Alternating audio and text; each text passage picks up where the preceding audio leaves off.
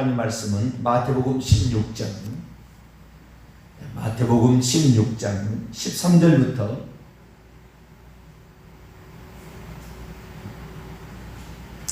마태복음 16장 13절부터 20절까지 말씀을 한 절씩 교독하시도록 하겠습니다.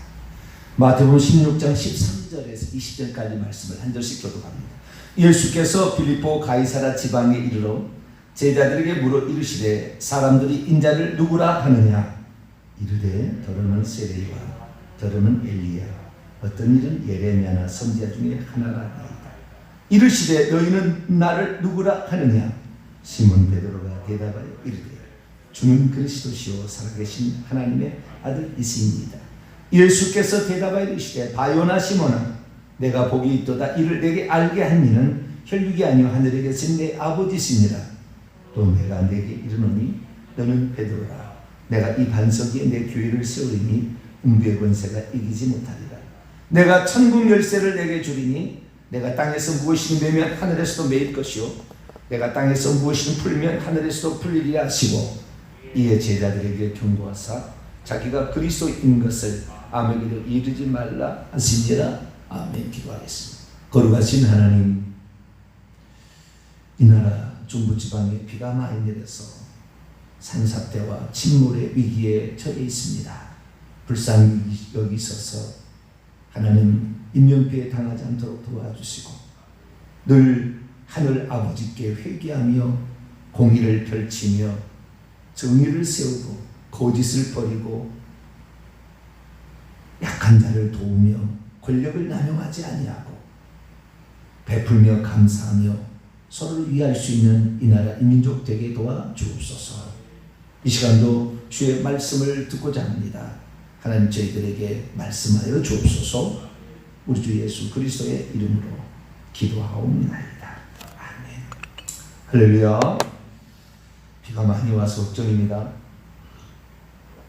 비가 무섭게 내린다는 말이 있잖아요. 비가 무섭게 내립니다. 천둥과 번개와 더불어 하늘이 노하셨다라는 그런 말을 할 정도로 엄청나게 비가 내립니다. 우리가 항상 하나님 앞에 하나님을 두려워하고 경외하면서 정의와 공의를 잘 실천하고 그리고 하나님께 회개하는 저희들 되어서 하나님의 진노함이 없도록 늘 노력하는 저와 여러분 되시기를 바랍니다. 오늘 아침에는 회개 천국복음 13번째 시간인데요. 어떤 믿음이 구원 얻는 믿음인가?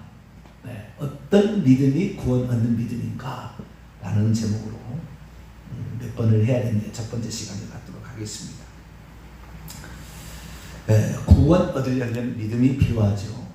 믿음이 뭐냐? 너 예수 그리스도를 믿지? 그럴 때 그 믿는다라는 의미는 무엇일까요? 믿는다라는 말의 의미는 딱 두 가지입니다. 예수님을 누구로 믿느냐 하고 예수님이 우리의 구원을 위해서 무슨 일을 했느냐. 그러니까 여기에 믿는다라는 말의 핵심은 구원이라는 것이 양쪽에 들어가 있습니다. 구원자로 믿는 것이고 구원을 위해서 무슨 일을 하셨어요. 그러니까 우리의 그 믿음, 예수님을 믿는다, 피스티스 믿음이라고 얘기했을 때, 피스테오 믿음이라고 했을 때 이 믿음이라는 것은 뭐냐? 믿음은 다른 것이 아니라 예수 그리스도에 대한 믿음이에요.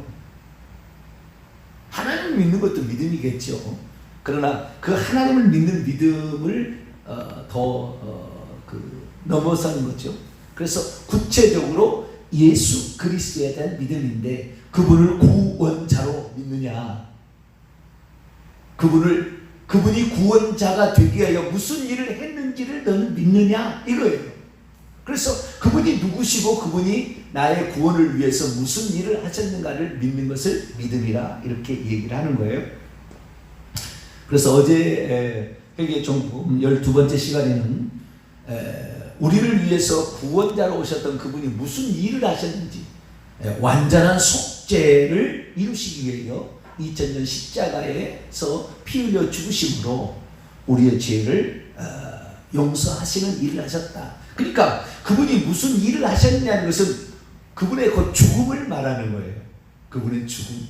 이 죽음이 인류를 대속하기 위한 죽음이었음을 표시해 주는 것이 부활이에요. 왜냐하면 만약 예수님이 살지 못했다면 자기의 죄로 죽었는지 인류의 죄를 대속해서 죽은지를 잘 모르죠.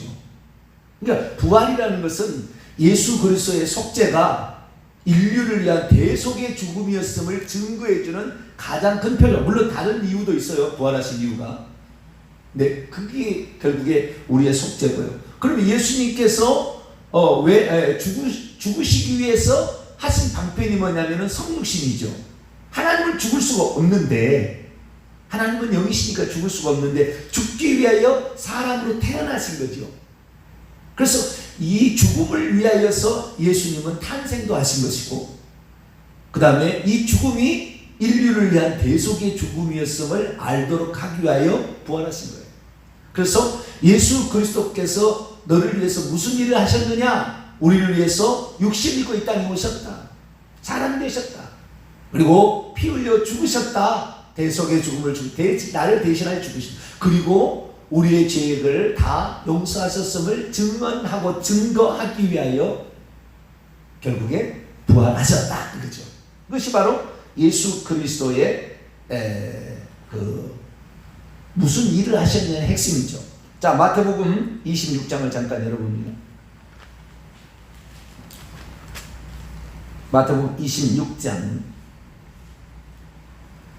26절에서 28절을 보면 예수님이 이 세상에 오신 목적이 여기에 나와 있어요. 자, 26절에서 28절 말씀을 읽습니다. 시작. 그들이 먹을 때에 예수께서 떡을 가지사 축복하시고 떼어 제자들에게 주시며 이르시되 받아서 먹으라, 이것은 내 몸이니라 하시고, 또 잔을 가지사 감사 기도하시고 그들에게 주시며 이르시되 너희가 다 이것을 마시라, 이것은 죄사함을 얻게 하라고 많은 사람을 위하여 흘리는 바 나의 피 곧 언약의 피니라. 예수님의 구원을 위해서 우리에게 하셔야 되는 일은 딱 두 가지예요. 하나는 속죄예요. 우리의 죄를 사해야 되는 것이고, 죄가 있어서는 천국에 못 들어가니까. 두 번째는 생명이에요. 하나님의 생명을 우리에게 주셔야 돼요. 개가 되려면 개들의 생명을 가져야 되죠. 독수리가 되려면 독수리의 생명을 가져야 됩니다. 식물이 되려면 식물의 생명을 가져야 되죠. 우리가 하나님 나라에 들어가려면 하나님의 생명을 가져야 돼요.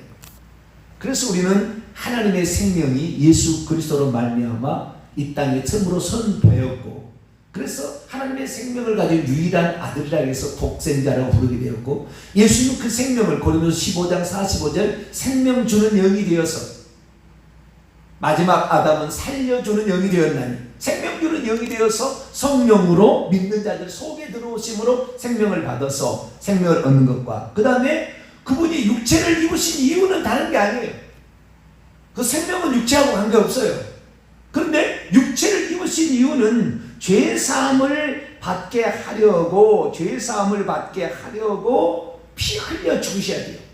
히브리서 9장 22절 율법을 따라 거의 모든 물건이 피로써 정결하게 되나니 피 흘림이 없은즉 사심이 없다. 피 흘려 죽는 것이 결국에 속죄죠. 그래서 우리를 대신하여 그분의 목숨을 버리시기 위하여 사람이 되셨고 성육신하셨고 십자가에서 대속의 피를 흘리심으로 결국에 우리가 구원을 받게 된 거죠. 그래서 사도 바울은 에베소 1장 7절에 우리는 그리스도 안에서 그의 은혜의 풍성함을 따라 그의 피로 말미암아 속량 곧 속죄함을 죄사함을 받았다라고 이렇게 말씀하고 있는 것이죠.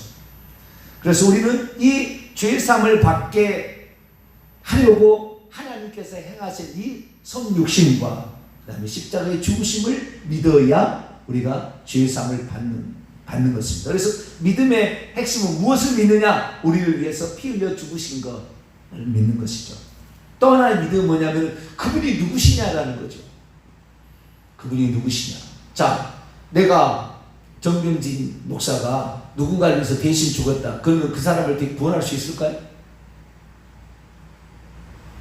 그게 누구냐가 중요해요. 우리나라의 불교를 전하기 위해서 2차 도니가 순교를 했다고 그래요. 2차 도니가 순교했다고 인류가 구원 받습니까? 중요한 거예요. 대신해서 죽었다는 건 좋아요. 그래, 오케이. 대신에 죽었다. 오케이. 그럼 그것이 다른 사람에게 인류를 구하는 데 영향을 미치냐는 거죠. 그래서 우리 인간의 피조물이 다른 사람이 죽어봤자 아무 소용이 없는 거예요.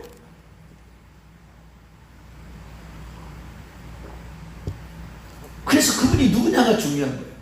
자, 누가복음 2장. 그분이 뭐하러 이 땅에 오셨을까요?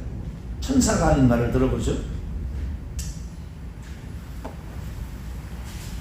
누가복음 2장 11절.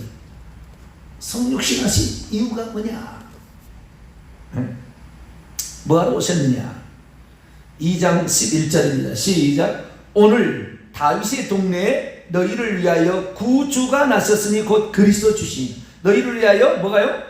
구세주, 구원자가 나섰답니다. 심하다. 구원자가. 천사가 10절 보니까 무서워하지 말라. 보라, 내가 온 백성이 미칠 큰 기쁨의 좋은 소식을 너희에게 전하는데 너희를 위하여 구주가 나섰다. 구원자로 오셨다. 구약에서 하나님을 구원자로 표현하고 예수님을 구원자로 표현합니다. 구주로. 우리의 구주 예수 그리스도의 은혜와 늘 그러잖아요. 그래서 우리의 구원자로 그분이 오셨는데 그분이 구원자가 되시려면 자격이 필요한 거예요. 2차 돈이가 순교했다고 이 나라 백성을 구원할 수 없어요.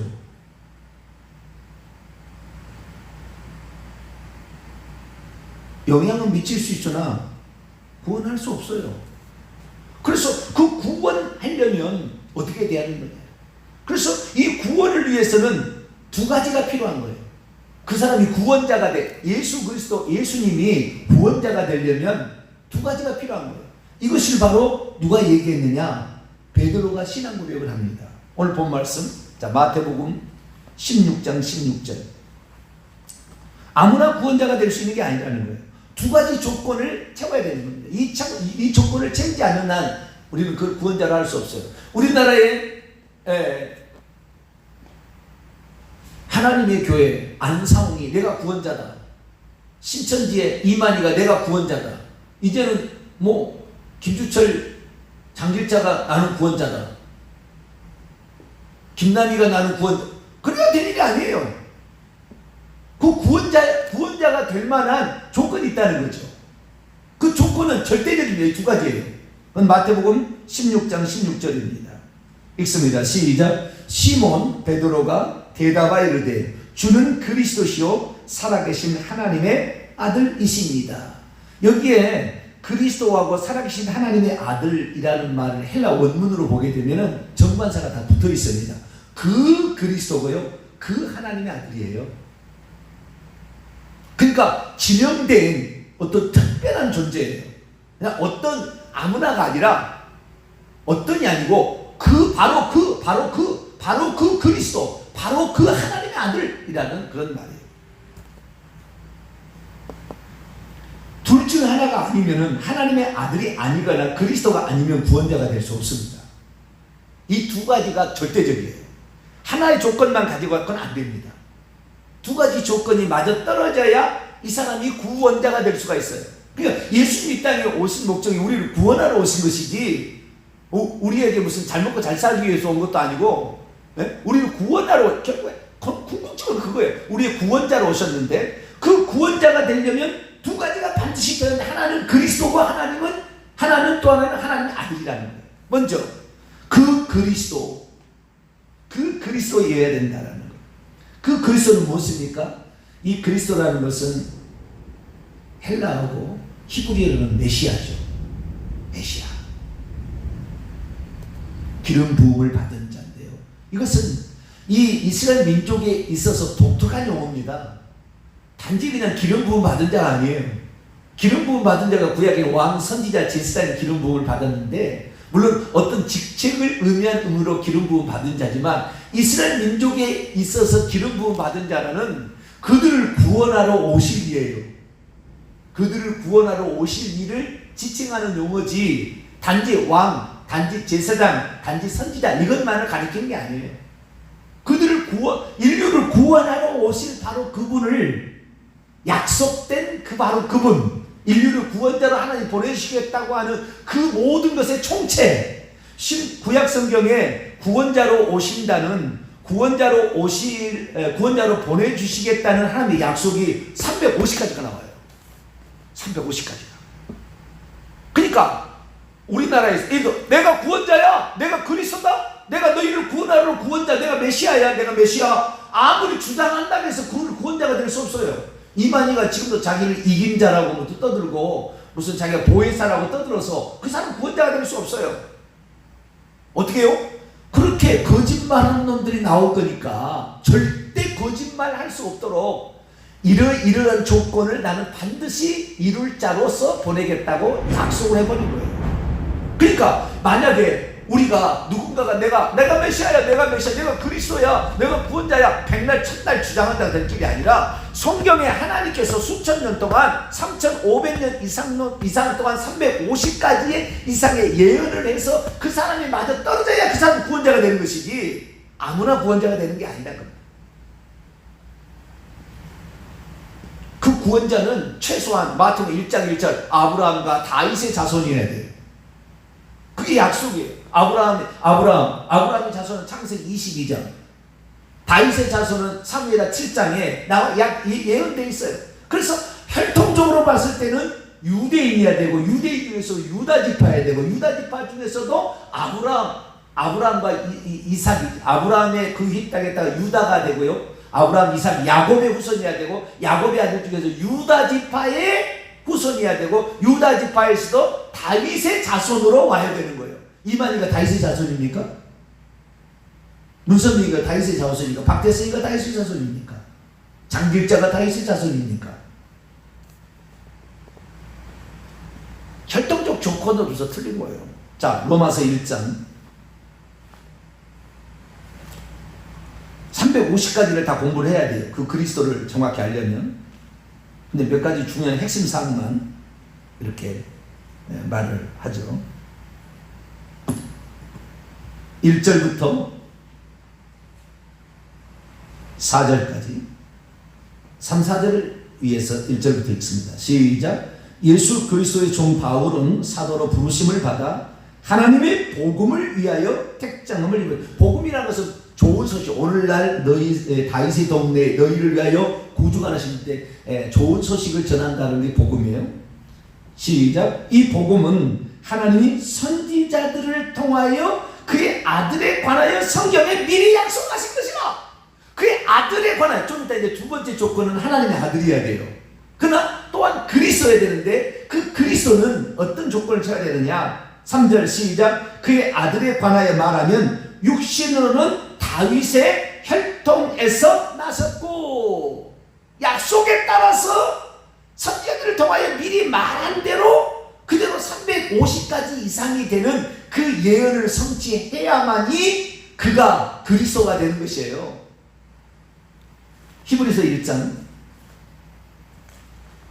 아무나 되는 게 아니에요.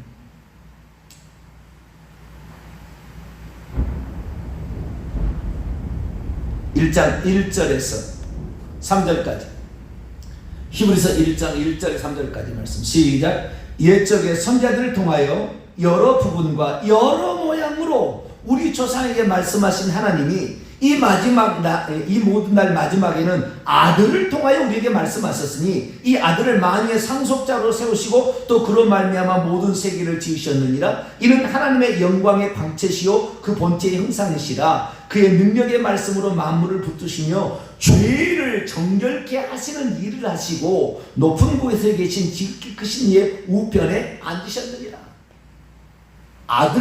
나는 이제 아들까지 더 나온다마는 그 아들의 조건이 혈통적으로 어떻게 해요? 아브라함과 다윗의 아들로 오셔야 돼. 아들로 또. 그 메시아의 조건이 아들로 오셔야 되는 거예요. 구약성경 이사야 9장 6절. 오늘날에 지금요 전능신교가 있어요. 전능신교는 그 구원자가 여자. 지금 하나님의 교회도 여자로 가고요, 신천지 여자로 가려다가 말아요. 근데 여자로 구원자가 온다고 하는 사람이 많아요. 절대 아닙니다. 100% 아니에요. 이사야 9장 6절 시작. 이는 한 아기가 우리에게 낳고 한 아들을 우리에게 주신 바 되었는데 그의 어깨는 정사를 맺고 그의 이름은 기묘자로 모사라 전능하시는 하나님이라 영존하시는 아버지라 평강의 왕이라 할 것입니다. 한 아기로 와야 되고 또한 아들로 오셔야 되는 거예요. 근데 어떤 아들로 오셔야 되냐? 이사야 7장 14절 그러나 주께서 친히 징조로 너희에게 주실 것이라. 보라, 처녀가 잉태하여 아들을 낳을 것이요 그의 이름은 처녀가 아들을 낳아야 돼. 반드시. 이만희를 처녀가 낳았습니까? 조건이 안 맞아요. 조건이 350가지 조건이 된다니까요. 근데 그 메시아로 올 사람은 어디서 나야 된다? 미가서 5장 2절 보면은 베들레헴에서 태어나야 된다고. 또 베들레헴 에브라이다야, 너는 유다 족속 중에 작을지라도 내게서 그 주님이 나시는데 상고의 태촉도 있었던이라고 이렇게 나와 있어요. 그래서 미가서 5장 2절이라면은 예수님이 어디에서 탄생해야 될 것인지, 어느 가문에서 탄생해야 될 것인지, 또 그분이 오셨을 때 누가 그를 메시아라고 소개를 해줘야 될 것인지. 자, 말라기 4장. 아주 중요한 것은요, 그분을 소개해주는 이사야 40장에도 나오고요. 자, 말라기 4장을 읽어볼까요? 그를 소개해주는 천거자가 있어야 돼요. 내가 런닝메이트가 있어야 되는 거예요. 그냥이 아니에요. 말라기 4장 5절 6절 시작. 보라, 여호와의 크고 두려운 날이 이르기 전에 내가 선지자 엘리야를 너희에게 보내리니 그가 아버지의 마음을 자녀에게로 돌이키게 하고 자녀들의 마음을 그들의 아버지에게로 돌이키게 하리라. 돌이키지 아니하면 두렵건대 내가 와서 저주로 그 땅을 칠까 하노라. 회개하라 하면서 그들의 마음을 다 회개할 마음을 줘서 마지막 날에 엘리야를 보는데, 그게 엘리야가 약대 털옷을 입고 메뚜기가 석청으로 사는 사람이었는데 똑같은 사람이 온다 그 말. 똑같은 이런. 그래서 세례 요한이 메뚜기가 석청을 먹으며 요단강에서 세례를 전파했잖아요. 자, 누가복음 1장 회개 세례를 전파했잖아요.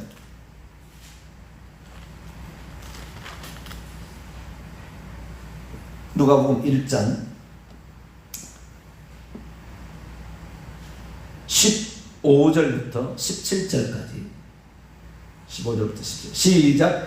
이는 그가 주 앞에서 큰 자가 되며 포도주나 독한 술을 마시지 아니하며 모태로부터 성령의 충만함을 받아 이스라엘 자손을 주 곧 그들의 하나님께 많이 돌아오게 하겠습니다. 그가 또 엘리야의 영과 능력으로 주 앞에 먼저 와서 아버지의 마음을 자식에게로 거스르는 자를 의인의 슬기로 돌아오게 하고 주를 위하여 세운 백성을 준비하리라. 예수님이 그 공생애를 시작할 때 그를 천거해 주는 사람이 있어야 되는 거예요. 미리 와서 자식들의 마음을 다 돌이켜서 회개해서 천국을 맞이할 수 있도록 준비시켜준 자가 있어야 된다까지. 그러니까 그분을 천거해 주는 사람, 그 다음에 그분의 공생애를 시작할 때 공생애를 어떻게 살아야 되는 것인가, 이게 나오는 거예요. 이사야 35장을 또 볼까요? 다 얘기할 수 없고요. 중요한 거 하나. 그는 이렇게 살아야 돼. 이렇게 공생애를 살 때 이런 걸 해주는 걸 보게 될 때 우리는 그분을 메시아로 알라 이렇게 얘기를 했다 그 말이죠. 5절 6절 이사야 35장 5절 6절 시작. 그때 맹인의 눈이 밝을 것이며 못 듣는 사람의 귀가 열릴 것이며 그때 저는 자는 사슴같이 뛸 것이며 말 못하는 자의 혀는 노래하리니 이는 광야에서 물이 솟겠고 사막에서 시내가 흐를 것입니다. 맹인의 귀, 눈이죠. 맹인의 눈. 그래서 예수님이 맹인의 눈을, 눈먼자의 눈을 띄워주는 거예요. 못 듣는 사, 귀머거리의 귀를 듣게 하셨어요. 에파타 하시면서 저는 자, 중풍병자, 말 못하는 자, 벙어리, 이들을 고쳐주셨죠. 세례 요한이 감옥에 갇혀서 나중에 자기 제자들을 보냅니다. 그리고 이렇게 물어봅니다. 마태복음 11장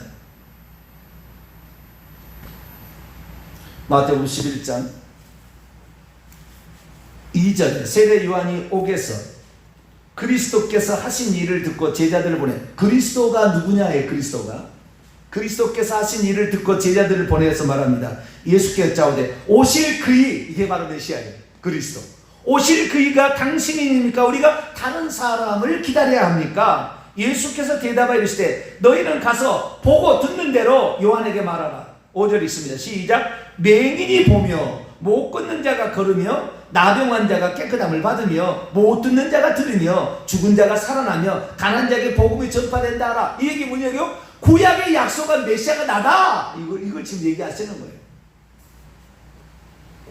이사야 61장 1절 2절 보면은 주 여호와께서 영을 부으셨는데 가난한 자에게 복음을 전파하고 마귀에 눌린 모든 자를 고치게 한다고 이렇게 다 얘기하고 있잖아요. 그래서 예수 그리스도께서는 이 복합적인 예언들을 다 가셨다가 바로 내가 그 메시아다 라는 사실을 얘기를 하고 있는 거죠. 그래서 이 예수님이 그리스도여야 될 이유가 350가지가 있는데 그 350가지가 맞아 떨어지니까 우리가 예수님을 메시아로 믿고 구원자로 믿는 것이지, 전혀 그게 없으면 그걸 믿을 수 없는 거예요. 아니 느닷없이 내가 메시아야, 내가 뭐 재림 예수야. 재림 예수는 절대 육체로 없고 있잖아요. 육체로 오신 것은 단 한 번 우리의 속죄를 위해서 온 것이지 두 번 다시 육체를 이기지 않을 텐데 육체를 믿고 대한민국 사람으로 온다는 거예요. 우리나라에 30명 이상이 되는 거예요. 30명 이상. 그런 사기꾼들이. 그래서 성경에는 우리가 예수님을 우리가 믿는다라는 것은 다른 게 아니에요. 그분이 우리의 죄를 위해서 행하신 일, 그걸 믿는 것이고, 또 하나는 그분이 누구냐, 그 구원자가 되어야 돼요. 구원자는 아무나 될 수 없는 게, 아무나 되지 않는 거, 꼭 하나님이 약속한 그 약속을 성취하는 자.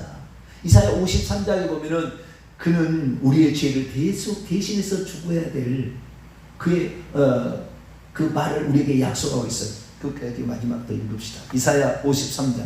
죽을 때 뭐 이사야 20장이나 22장이나 초로 마시고 뭐 뼈를 꺾지 말고 뭐 엘리엘리 라마 사마 수많은 예언들이 다 있는데, 이사야 53장 4절 5절 시작. 그는 실로 우리의 질고를 지고 우리의 슬픔을 당하였거늘 우리는 생각하기를 그가 징벌을 받아 하나님께 맞으며 고난을 당한다. 그래서 채찍에 맞은 거예요. 예수님이 그 군병들에게. 그가 찔림은 우리의 허물 때문이요 그가 상함은 우리의 죄악 때문이라. 그가 징계를 받음으로 우리가 평화를 누리고 그가 채찍에 맞음으로 우리가 나음을 입었도다.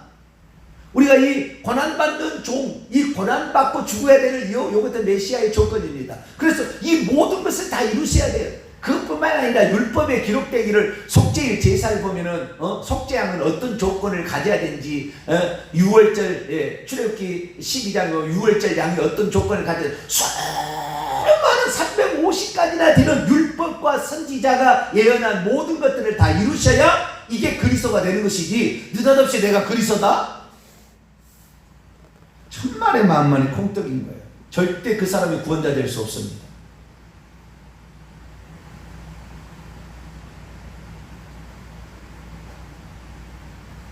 그러면 베드로는 어떻게 예수님이 구원자라는 걸 알았을까요? 첫째 가능성, 베드로도 구약 성경을 많이 알고 있었던 거죠. 율법에 기록되어 있는, 절기상에 나타나 있는, 제사법에 나타나 있는, 성막에 나타나 있는 그런 것들을 알고 있었던 거죠. 그 다음에 선지자들의 예언을 알고 있었던 거죠. 그래서 그것에 성취하는 것이 예수님이 그걸 하는 것을 보니까 이분이 메시아다. 왜? 구약 성경에 자기가 알고 있는, 왜 우리가 그걸 아냐면은 이 사도행전 2장에 보면 오순절 성령 강림으로 말미암아 그 모인 사람들에게 설교하는 내용을 들어보면 베드로가 대단해요. 말씀을 많이 알고 있어요. 그냥 촌사람이라고 무시할 게 아니에요. 그러니까 자기가 그 현장을 3년 반 동안 쫓아다니면서 따라다 보니까 구약 성경에 메시아를 보내주시겠다고 하나님이 약속한 그 메시아와 동일한 사람, 근데 끝까지 안 믿고 못 믿는 게 하나 있었어요. 그건 뭐냐면 예수님의 출생의 비밀을 몰랐어요. 왜냐하면 나사렛 예수라고 했거든요. 그래서 예수님을 십자가에 못 박혀 죽일 때 예수님 진짜 메시아로 알았으면 안 도망갔을 텐데, 죽고 부활하신 후에 비로소 알았어요. 그래가지고 도망갑니다. 그건 뭐예요? 아직까지 덜 믿은 것도 있었다는 거예요. 그래서 예수님께서 베드로가 주는 그리스도, 당신은 그리스도시여 살아계신 하나님 아들이라고 볼 때 이건 네 고백이 아니다. 하늘 아버지께서 너에게 이런 고백을 하게 하셨다. 이렇게 얘기한 거예요. 왜? 그건 성령으로 이렇게 고백하게 하신 거죠. 우리를 나중에 교육하려고 그랬든지 어쨌든 그렇게 하신 거예요. 그런데 나중에 나시린도 보니까요. 나시린이라는 이 나사렛 사람이라, 나시리라는 의미가 뭔지, 나시린이 아니고 나사렛이라는 것은 넷제르라는 것이 나왔다고 우리가 이사야 11장 그 말씀을 통해 알게 됩니다. 넷제르. 호텔에 다니는 넷제르. 엄청나잖아요. 그 뿌리에서, 가지에서 올라오는 가지가 아니고 뿌리에서 올라오는, 바로 올라오는, 근원에서 올라오는 바로 그것을 넷제르라고 해요. 넷제르에서 나사렛 사람이라는 말이 나왔다는 걸 나중에 뭐 베드로는 그런까지 모르고 있었죠. 그런 성경 공부 안 했으니까. 우리는 이제 알지만. 그래서 이 예수님은 다윗의 뿌리세요. 다윗은 그의 후손이 오히려. 그래서 이 넷제르라는 거, 가지인데 뿌리에서 올라오는 이 가지를 가리키는 것이다. 뭐 수많은 이런 예언들이 있는 거죠. 그래서 이 350까지 되는 이 모든 예언을 죽었다가 살면 살아나는 것을 요나서 2장에 보게 되면은 물고기 뱃속에 들어갔다가 살면 살아나는 수많은 이런 예언들을 그대로 다 이루심으로 우리는 예수 그리스도를 지금 구세주로 묻는 것이지, 예수님이 내가 구세주다 나를 믿어라 그래서 믿는 게 아니라 그 말이에요. 우리는 확실한 증거를 350까지, 그것도 예수님 태어나기 수백 년 수천 년 전에 예언된 그 예언을 다 이루었기 때문에 우리는 지금 예수님을 메시아로 믿는 거고 구원자로 믿는 것이다. 할렐루야. 우리의 믿음은 지금 헛된 망상이 아니에요. 누가 주장한다 해서 그것을 따라가는 게 아니라 확실한 증거를 가지고 있다 그 말이에요. 그렇기 때문에 전 세계의 수많은 사람들, 그 유식한 사람들도 다 이걸 보고 아 진짜구나 라고 알게 된 거죠. 그래서 이 베드로는 어떻게 알았을까? 예수님 말씀에 하면은 하나님 아버지께서 그에게 알려주신 거예요. 그러나 그도 배웠던, 해당에 가서 들었던 말씀을, 보았던 말씀을 가지고 추측할 때, 아, 이건 메시아일 거야. 메시아일 거야. 그런 것을 이제 알게 된 거죠. 그리고 결국에 이분이 메시아일까라는 것을 알 수 있는 두 가지 방법이 또 있어요. 하나는 뭐냐면 그분이 하신 일들을 보니까 메시아만 할 수 있는 일을 하고 있고, 그분이 하시는 말씀을 들어보니까 서기관과 바리새인하고 달라. 해석하는 것이 벌써 달라요. 그래서 그분이 하신 말과 그분이 하시는 행동을 보니까 메시아가 와서 해야 된다는 그 말과 행동을 하고 있거든. 그러니까 그것이 아니겠는가라고 얘기를 했는데 딱 맞춘 거예요. 딱 맞춘 거. 주는 그리스도시요, 그 그리스도시요 살아계신 하나님의 아들입니다. 바요나 시몬아 복이 있다. 너 다른 사람 다 선지자 중에 한 사람이라고 생각하는데 너는 어떻게 그리스도가 그 그리스도라고 얘기하니? 이랬다는 거 아니에요? 그래서 얼마나 기뻐하시는지, 너 신앙 고백 위에 교회가 세워질 텐데 음부의 문들이 이기지 못할 거다. 할렐루야. 아주 축복을 주셨어요.